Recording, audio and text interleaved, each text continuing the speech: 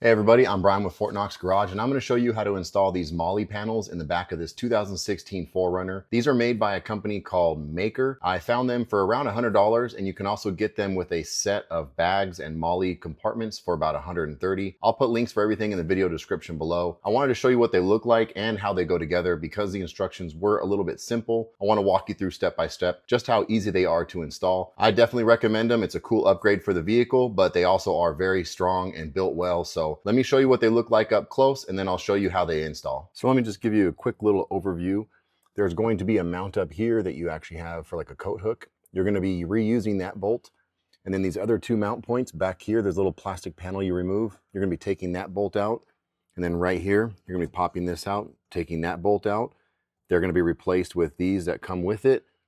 There are some spacers, and then the panels come in two pieces, and they're held together down here with some screws, and then your nuts and bolts, all the accessories that you need to install it. Really good solid build, really good product, and I will have links for this in the description if you want to grab these.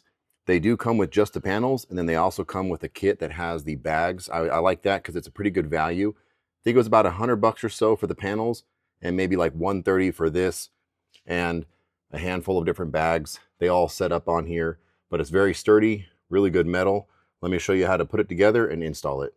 So one of the first things you want to do is make sure you have all your parts and pieces. When I got my box, there was actually some loose bolts and nuts in the bottom of the box. So make sure you have all those before you start. You might have to run down to the hardware store and get another washer or two, but hopefully that's not your case. Again, still a good value, but just keep an eye out for that. And real quick, if you haven't already, please hit that like and subscribe button. It really does help me and the channel out. You're going to have about 24 washers, 12 nuts and bolts. Then you're going to have your panels that are two separate pieces, and then each piece installs by two different types of L brackets. The cool part is that these are marked left and right. You'll have L and R. L is referring to the driver's side. R is referring to the passenger side of the vehicle. So that way you know which side it needs to go on. So that makes it really easy to identify. And even the brackets should have those markings on them as well. But they do go together pretty straightforward. One of the first things you're going to do is assemble your panels. That should be 4 bolts just right down the middle. Line them all up. The panels do have threads on them, so the bolts should just go right through each other. Make sure that they're flush on top. One panel has a little bit of a recess with the threads, and then the Maiker emblem on the front should be showing on the outside. But that'll have your two panels together. Then what I like to do is actually install the L bracket and then the other L bracket that goes up to the top. It has a longer arm on it. Install these snug but slightly loose. That way if there's any adjusting that you need to do, you can do that once they're already installed. But that way when you go to install them and you have to align it a little bit to the bolts inside the vehicle, you can do that, then tighten everything up at the end. So again, assemble your panels, assemble the two different brackets, then we can go ahead and get ready to install it. So there's one location up top where you probably have a little coat hanger. You're gonna remove that bolt, should be a 10mm. You're gonna be reusing this one, so keep it. And then the other two, you're gonna be able to remove these two little plastic tabs or a little plastic cover. Take those off and remove those bolts out. This kit comes with the bolts that goes through those. These are those longer bolts that you have, and there are some spacers that go there. So this whole thing mounts at 3 different points. I would start with the top. I'd put my bolt in up top, let this thing kind of hang there, then go ahead and put your spacer in behind and then put that longer bolt through. Again, don't tighten everything down just yet. Make sure you have all 3 bolts all the way through and seat it into the threads a little bit. Then you can kind of figure out how this thing sits, tighten those down, then go back up to your L brackets and tighten those nuts and bolts up there. I did put washers on the front and back of everything, and I even used a couple extra washers that I had just to kind of dress up the front for those 3 mounting points. But that's up to you if you want to kind of add those in. But the kit came with everything and it installed in about 10 or 15 minutes, and it is pretty straightforward.